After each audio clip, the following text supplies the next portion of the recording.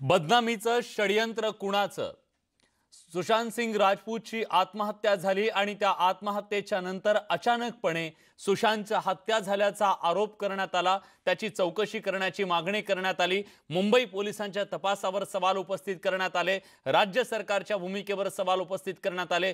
तपासात राजकारण होतंय असा आरोप करण्यात आला आणि त्यानंतर हे सगळं प्रकरण दिल्लीत सुप्रीम कोर्टात गेलं। बिहारचे नेते एका बाजूने या सगळ्याबद्दल आपल्या त्यांच्या तोफांमधून आरोपांच्या फैरी झाडत होते, तर दुसऱ्या बाजूला राज्य सरकारकडून सुद्धा याचा बचाव करण्याचा प्रयत्न केला जात होता। हा संघर्ष सगळा आपण बघितला। त्यानंतर सीबीआयची एंट्री झाली, एनसीबी आलं, अगदी ईडीने सुद्धा तपास केला। पण आता एम्सच्या रिपोर्टमधून जे समोर आलंय त्याच्यानंतर नवा वाद सुरू झालेला आहे। खरं तर हे सगळं गेली 3 महिने सुरू होतं, ते षडयंत्र होतं का महाराष्ट्राला बदनाम करण्याचं? आणि त्याचबद्दल आपण न्यूज 18 लोकमतवर ही चर्चा आज करतोय। महाराष्ट्राच्या बदनामीचं षडयंत्र कुणाचं? आपल्या सोबत मान्यवर पाहुणे आहेत। काँग्रेसचे प्रवक्ते अतुल लोंढे चर्चेत सहभागी झालेत। आयटी तज्ञ प्रशांत माळी सुद्धा थोड्याच वेळात आपल्या सोबत असतील। पुण्याहून आनंदवी आपल्या सोबत आहेत। भाजपचे आमदार अतुल भातखळकर हे सुद्धा काही वेळात आपल्या सोबत जोडले जातील। सुरुवातीला जातोय अतुल लोंढे यांच्याकडे। अतुल जी, एम्सचा रिपोर्ट आला आणि दूध का दूध पाणी का पाणी झालं असं म्हणायचं का? बिलकुल 100%। यापूर्वी सुद्धा सुप्रीम कोर्टाने अतिशय स्पष्टपणे सांगितलेलं होतं की मुंबई पोलिसांनी जो तपास केलेला आहे तो अतिशय प्रोफेशनल पद्धतीने केलेला आहे आणि एक ज्या पद्धतीचं एक वातावरण निर्माण झालेलं आहे जनभावना लक्षात घेऊन कुठल्याही न्याय प्रक्रियेमध्ये कुठल्याही प्रकारचा लोकांना कुठल्या प्रकारचा भ्रम आहे बा असं भ्रम निर्माण होऊ नये म्हणून मग सीबीआयला त्यांनी एन्क्वायरी दिल्याचा आपण सुप्रीम कोर्टाचा निर्णय पाहिला। त्याच वेळेस लक्षात आलेलं होतं की ज्या पद्धतीनं महाराष्ट्राची बदनामी करण्यात आली, ज्या पद्धतीनं मुंबई पोलिसांची बदनामी करण्यात आली, ते कुठल्या तरी एखाद्या कटाचा भाग असावा असा संशय जो आहे तो त्याच वेळेस निर्माण झाला होता। तशा पद्धतीचे संशय आम्ही सुद्धा वेगवेगळ्या वाहिन्यांवर डिबेटवर जात असताना सांगत होतो की अशा पद्धतीनं योग्य नाही। महाराष्ट्राची मुंबईची पोलीस विशेषतः स्कॉटलंड यार्ड नंतर जिचं नाव घेतलं जातं, जिचं आपलं स्वतःचं एक रेप्युटेशन आहे आणि IAS IPS आणि इंडियन फॉरेन सर्व्हिसमध्ये देशभरातल्या वेगवेगळ्या भागातले लोक जे आहेत ते येऊन सर्व्हिस करतात। त्यामुळे या मुंबई पोलीस जे आहे या मुंबई पोलीसमध्ये सुद्धा देशातल्या वेगवेगळ्या भागातले लोक जे आहेत ते आले अतिशय प्रोफेशनली तपास करतात।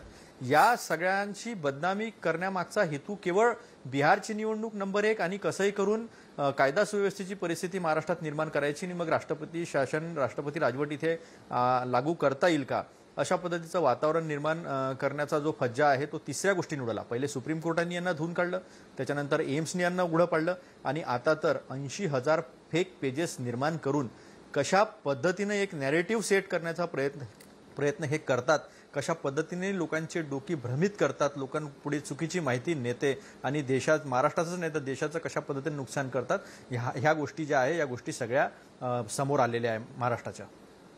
तुम्ही षडयंत्राचा तुम्हाला संशय आहे, हे षडयंत्र आहे असं तुम्हाला वाटतं? कोण हे षडयंत्र आखतंय महाराष्ट्राच्या विरोधात? नाही असं आहे, मी आपल्याला पहिलेच सांगितलं की बिहारमध्ये निवडणुका आहेत, बिहारमध्ये 10% राजपूत मतं आहे, त्या राजपूत मतांवर बिहारच्या निवडणुकीवर डोळा ठेवून पण नॅरेटिव्ह कसा सेट झाला। पहिले आत्महत्या झाली, हळहळ व्यक्त झाली, आपण सगळ्यांनी हळहळ व्यक्त केली, एक चांगला गुणी कलाकार होता, AIEEE मध्ये 7th ranker, all India 7th ranker होता, ॲस्ट्रोफिजिक्समध्ये त्याला इंटरेस्ट होता। या सगळ्या गोष्टी आल्यानंतर मग नेपोटिझमचा मुद्दा आला। नेपोटिझमचा मुद्दा आल्यानंतर वेगवेगळे ग्रुप्स जे आहेत त्यांच्या विरोधामध्ये एक वातावरण निर्माण केलं गेलं आणि मग लागली सुशील कुमार जे उपमुख्यमंत्री आहे बिहारचे भाजपचे, त्यांनी ट्विट केलं, सुब्रमण्यम स्वामींनी ट्विट केलं, नितीश कुमार त्यात आले आणि मग गुप्तेश्वर पांडे तर आता भाजपेश्वर पांडे आहे, मी तर तेव्हाच भाजपेश्वर पांडे म्हटलं होतं, भाजपेश्वर पांडे आहे तर सिद्धच झालं त्यांच्या बाबतीमध्ये। त्यामुळे अशा पद्धतीचा नॅरेटिव्ह आणि महाराष्ट्रातली भाजप ही जणू काही महाराष्ट्र आणि देशापेक्षा भाजप महत्वाची आहे, भाजप पहिले मग देश मग महाराष्ट्र असा जो त्यांचा क्रम आहे तो क्रम दाखवत होती महाराष्ट्राला, सातत्यानं बदनामी करत होते।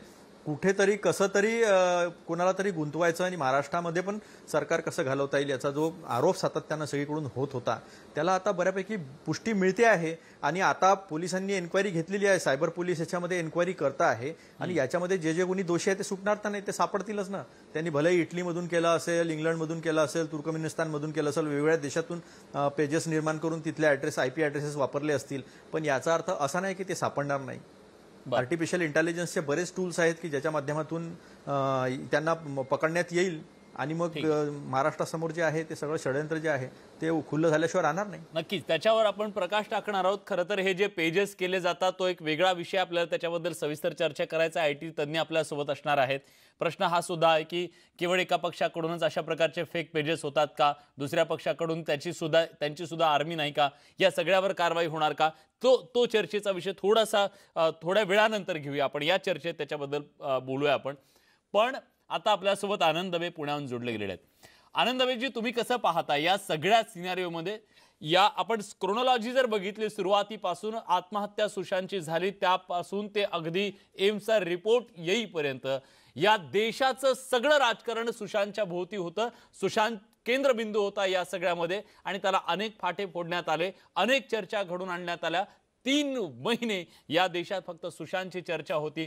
पण आता मात्र हे सगळं बोगस होतं, फेक होतं, फोल होतं असं समोर येतं. तुम्ही याच्याकडे कसं पाहता? खरं तर विलाजी 3 महिने ही चर्चा घडवण्यात आली असं माझं म्हणणं आहे. ज्या दिवशी आत्महत्या झाली होती त्याच्या दुसऱ्याच दिवशी मुंबई पोलिसांनी ते पुरावे वगैरे सगळं बघून स्पष्ट केलं होतं की आत्महत्या आहे. त्या अनुषंगानेच त्यांनी तपास चालू केला होता. तसं असताना महाराष्ट्रातला एक मंत्री याच्यामध्ये आहे, मग युवा मंत्री आहे, मग राजकारणाला लपवण्यासाठी असं केलं जात आहे असं मुंबई पोलिसांवर आरोप करून त्याचं नीतिधैर्य खच्ची करण्याचं काम त्यावेळेच्या भाजपच्या अनेक लोकांनी नेत्यांनी केलं असं आमचं स्पष्ट आणि सरळ भूमिका आहे. कुठेतरी कॉर्नर करता आलं राजकीय पक्षाला, शिवसेनेसारख्या, त्यातून काही राजकीय फायदा घेता आला तर असं दुर्दैवी त्यांचा सिद्धांत होता. त्या हिशोबाने ते चालले शेवटपर्यंत. आता कालच्या प्रकरणाने सिद्ध झाले की असं काही झालेलंच नव्हतं. आता राजकीय फायदा झाला का? नक्की झाला. षडयंत्र झालं का? तर नक्की झालं. ते कसं झालं तेही सांगतो की षडयंत्र कधी सिद्ध होतं, ज्या षडयंत्र करणाऱ्या माणसाला नंतर काही फायदा झाला तर. आता सरळ सरळ दिसते की महाराष्ट्राच्या राजकारणातला, महाराष्ट्रातल्या पोलिसांना, महाराष्ट्रातल्या समाजकारणाला बदनाम करण्याचं काम ज्या पांडेंनी केलं त्या पांडेला भारतीय जनता पक्ष आज उमेदवारी देतोय. याच्यावरून सिद्ध होते की त्यांना सुपारी देऊनच तसं वक्तव्य करण्यात आलेलं होतं भाजपाकडनं, जे आता सरळ आणि स्पष्ट आहे. आमचं आताही सरळ म्हणणं असं आहे की महाराष्ट्राची बदनामी करणाऱ्या, पोलिसांची बदनामी करणाऱ्या पांडेला जर भारतीय जनता पक्ष तिकीट द्यायचं असेल तर देवेंद्र फडणवीसांनी त्यांच्या प्रचाराला जाऊ नये, नव्हे त्याचा निषेध म्हणून थोडं जरी महाराष्ट्रात तो जर शिल्लक असेल फडणवीसांवर तर त्यांनी बिहारच्या प्रभारी पदाचा राजीनामा द्यावा. पण त्यांना निवडून आणण्याची जबाबदारी त्यांच्यावर आहे. तेच तर दुर्दैव आहे ना, त्यांनी घेतली आहे. आपल्याकडे ठरलेले आहे, तुम्ही महाराष्ट्राला पाकिस्तान म्हणा, तुम्हाला वाय सुरक्षा मिळणार. तुम्ही नरेंद्र मोदी आणि शिवाजी महाराज एकसारखे दाखवा, तुम्हाला भाजपचं केंद्रीय कार्यालय उद्घाटनाला मिळतं त्याच्या पुस्तकासाठी. तुम्ही किल्ले भाड्याने द्यायचं सरकारवर असताना करा, तुमचा सत्कार केला जातो. त्यामुळे शिवाजी महाराजांची आणि महाराष्ट्राची बदनामी करा, महाराष्ट्राविषयी आकस तयार करा, महाराष्ट्राचं नीतिधैर्य, मनोधैर्य खच्ची होईल अशी काही वक्तव्य करा. तुमचं राजकीय आणि सामाजिक प्रमोशन नक्की आहे, हे भाजपने अनेक वेळा दाखवून दिलेलं आहे. बर, अतुल लोंढेजी, जो मुद्दा आता त्यांनी मांडलेला आहे, खरंच याच्यामध्ये केवळ आणि केवळ राजकारण होतं? या राजकारणासाठी म्हणून हे सगळं केलं गेलं की खरंच त्याच्या कुटुंबियांची ही भावना होती, कुटुंबियांच्या मनात संशय होता की आपल्या मुलाची हत्या झाली की आत्महत्या झाली आहे, आणि त्याच्यानंतर त्यांना असं दिसलं की ही मागणी आपण लावून धरली पाहिजे. राजकारणात असं बऱ्याचदा होत असतं की काही गोष्टी कुटुंबानं धरल्यानंतर त्याच्या मागे राजकारणाची फरफट होत असते. असं झालंय की केवळ राजकारणासाठी हे सगळं उभं केलं गेलं कुभाड? नाही, असा विलास की त्याच्या कुटुंबातल्या लोकांना जर असं वाटत असेल की आमच्या मुलासोबत काही वाईट झालं तर त्यांना कायद्याद्वारे सगळे मार्ग जे आहेत ते खुले आहे. महाराष्ट्र या संदर्भामध्ये अतिशय फ्री अँड फेअर ट्रायल देणारं राज्य आहे, हे सगळ्या देशाला जगाला माहिती आहे. त्यामुळे त्यांनी एखाद्या वेळेस काही प्रयत्न केले असेल तर आपण त्याला नकारू शकत नाही किंवा ते नाकारण्याचं कारण नाही, because they are aggrieved party in a legal language.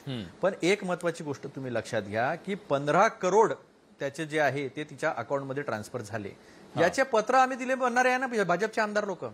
आम्हाला माहिती आहे. मग त्या माध्यमातून तसा आरोप करून ईडी आलं. ईडी आल्यानंतर सीबीआय आलं. सीबीआय आल्यानंतर त्या दोघांनाही काही मिळत नाही. सीबीआयची अर्धी टीम गेली. त्या दरम्यान नॅशनल ब्युरो आला. ठीक आहे. मग आता हे सगळे हे ब्युरो आल्यानंतर काय झालं की ज्या अभिनेत्याबद्दल एक सद्भावना होती, तो नशेडी होता, त्याचे अनेक महिलांसोबत संबंध होते, अनेक चांगले कलाकार जे अभिनेते जे आहेत ते ड्रग्ज घेतात, अशा पद्धतीनं त्या गोष्टी ज्या आहेत त्या भरकटत गेल्या. पण रोज याच्यावरचे जे कार्यक्रम आहेत ते कार्यक्रम होत गेले.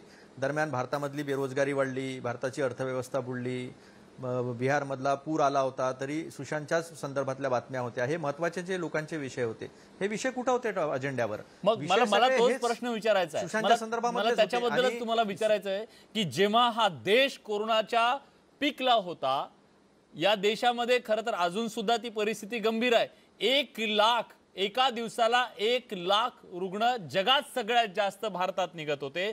तेव्हा मात्र या देशामध्ये चर्चा सुरू होती, ती म्हणजे सुशांतच्या न्यायाची. या सगळ्याहून लक्ष हटवण्यासाठी म्हणून हे सगळं केलं होतं.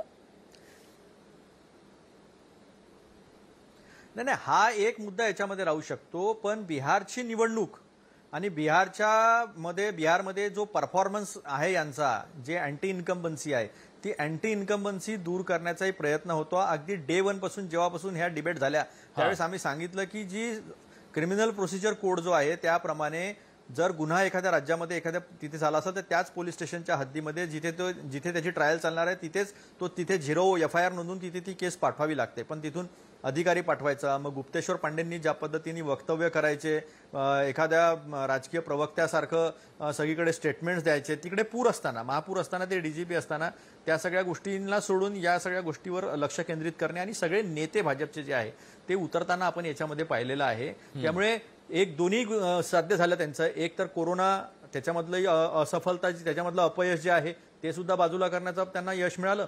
आणि दुसरी गोष्ट, यश मिळालं म्हणजे असं त्यांना वाटत असेल, पण जनता काही एवढी मूर्ख नसते की तुम्ही सातत्यानं मूर्ख बनवत राहाल आणि जनता सातत्यानं मूर्ख बनत राहील, असं नसतं. जनता उघड्या डोळ्यांनी सगळं बघत आहे. आणि दुसरीकडे बिहारमध्ये काही फायदा घेता येतो का, हा होता. आता तुम्ही एक याच्यातली कॉन्स्पिरसी कशी असते तुम्ही बघा. एक म्हणजे जर तुम्ही सोशल मीडियाचा एकंदरीत नरेटिव्ह सेट करणे हे कशा पद्धतीने होत असतं, तर पहिले बीजांकुरण करणारे लोक येतात, म्हणजे सीडर्स येतात. ते पहिले बातमी अशी सुरू करतात हळूहळू, आणि ती बातमी सुरू केल्यानंतर वेबसाईटच्या माध्यमातून एक बातमी निर्माण केली जाते. आणि ती वेबसाईटच्या माध्यमातून बातमी निर्माण केल्यानंतर त्याचे स्क्रीनशॉट घेऊन ट्विटरवर, फेसबुकवर टाकून ते लेजिटिमाइज करण्याचा प्रयत्न, म्हणजे त्याला खरं आहे हे कायद्या दृष्टीने खरं आहे हे त्याला लेजिटिमाइज करण्याचा प्रयत्न होतो. हे सगळे कोऑर्डिनेटेड एफर्ट्स असतात. मग याला एकदा थोडासा नरेटिव्ह सेट होण्याचा मार्ग सापडला की त्याच्यानंतर मग ब्लू टिक वाले लोक जे आहे ते याच्यावर बोलायला सुरुवात करतात. त्यांना म्हणतात ॲम्प्लिफायर, म्हणजे सीडर्स, त्याच्यानंतर लेजिटिमाइज करणे, मग हे कोऑर्डिनेटेड एफर्ट्स, आणि मग त्याच्यामध्ये ॲम्प्लिफायर्स उतरणे, म्हणजे ज्यांचे मोठे हँडल्स आहेत, ज्यांच्याकडे मोठे फॉलोअर्स आहेत, ब्लू टिक आहे, म्हणजे त्याला अजून ऑथेंटिकेट करत जाणे. आणि मग त्याला खूप मोठ्याने जोराजोरांनी खोटं बोलून जे आहे ते कसं लोकांपुढे हे खरं आहे बाबा, तुम्ही वेबसाईटवर जाऊन पहा, तुम्ही इकडे जाऊन पहा, तुम्ही तिकडे जाऊन पहा. खरं तर हा नेरेटिव्ह सेट करत असताना एका गोष्टीची मात्र आपल्याला अजिबात ती गोष्ट विसरून चालणार नाही. ती गोष्ट या चर्चेत आणणं गरजेचं आहे. याच नेरेटिव्ह सेट करण्याच्या माध्यमातून या महाराष्ट्रातल्या एका मंत्र्याच्या विरोधात एक वावटळ उठवण्यात आलेली होती. त्याचं उत्तर सुद्धा घेणं गरजेचं आहे. काय झालं त्या तपासाचं, त्या तपासातून नेमकं काय समोर आलं, ती पार्टी काय, याच्याबद्दलचं उत्तर खरं तर भाजपच्या आमदारांकडून घ्यायचं आहे. कारण त्यांच्या हाती काही माहिती असेल तर आपण ती आज निश्चितपणे जाणून घेऊयात. पण या एक छोटासा ब्रेक आपण घेतोय. ब्रेक नंतर या चर्चेमध्ये आपल्याला IT तज्ज्ञांकडून जाणून घ्यायचंय. जो मुद्दा आता अतुल लोंढे सरांनी सांगितला तो मुद्दा अधिक मोठ्या लेवलला जाऊन घेऊन जायचा आहे की 80,000 फेक अकाउंट काढले गेले आणि त्याच्या माध्यमातून हे षडयंत्र रचलं गेलं. हा जो आरोप केला गेलाय हे कसं नेमकं केलं असेल, त्याच्या मागची सगळी काय परिस्थिती असते आणि कसं केलं जातं, हे सगळं आपण एका छोट्याशा ब्रेक नंतर जाणून घेऊया.